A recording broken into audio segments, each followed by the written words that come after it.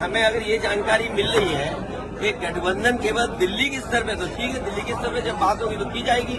MP सीटों पे अगर बात की जाएगी तो देखा जाएगा।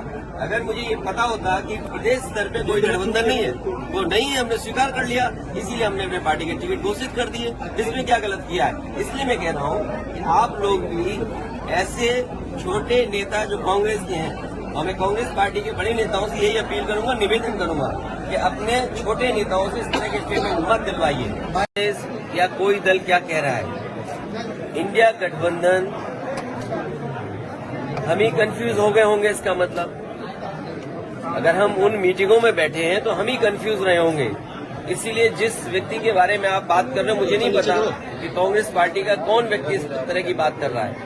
हमें तो ये लगा कि जब मध्य प्रदेश के मुख्यमंत्री जो रहे, पूर्व में कई बार मुख्यमंत्री रहे, हो रहे, उन्होंने मीटिंग बुलाई और पूछा समाजवादी पार्टी से। हमने अपनी पूरी परफॉर्मेंस बताई, किस समय पर समाजवादी पार्टी के विधायक कहाँ जीते हैं।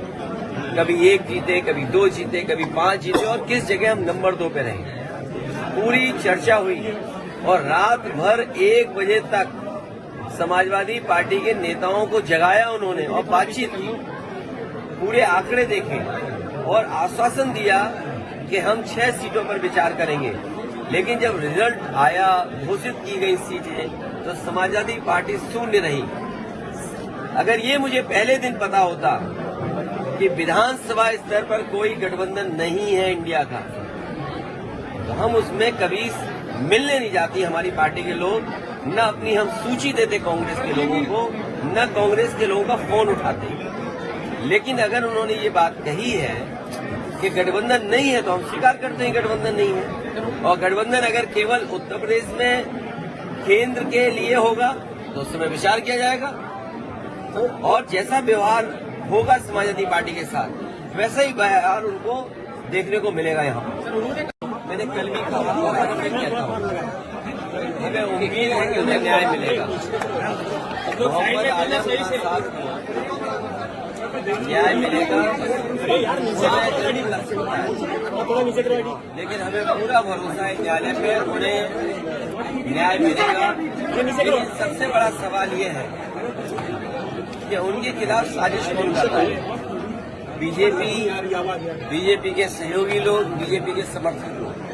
लेकिन राजनीति में अगर इस सीमा तक लोग चले जाएंगे और इस तरीके से साजिश करके, षड्यंत्र करके, और कभी कभी सोचने पे मजबूर होना पड़ता है कि उनके साथ अन्याय इसलिए हो रहा है कि उन्होंने यूनिवर्सिटी बनाई, एक शिक्षा देने की संस्था बनाई जिससे लोगों का भविष्य बेहतर हो। और कभी कभी सोचने में जब बहुत चीजों को सोचते हैं, समझते हैं, तो ये भी लगता है कि मोहम्मद आजम खान साहब मुस्लिम हैं, इसलिए उनके साथ ज्यादा अन्याय हो रहा है।